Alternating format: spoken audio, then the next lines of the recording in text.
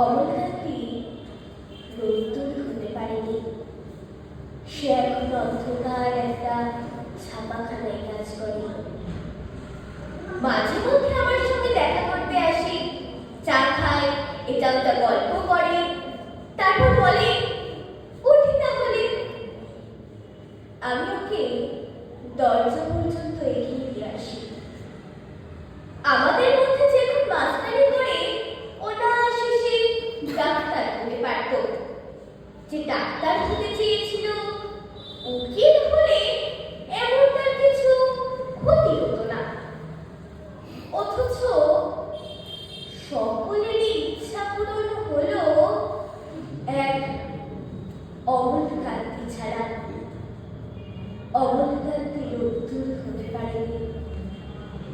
সেই অমরকান্তি রোদ্দুরের কথা ভাবতে ভাবতে ভাবতে ভাবতে চেয়ারটি রোদ্দুর হতে চেয়েছিল।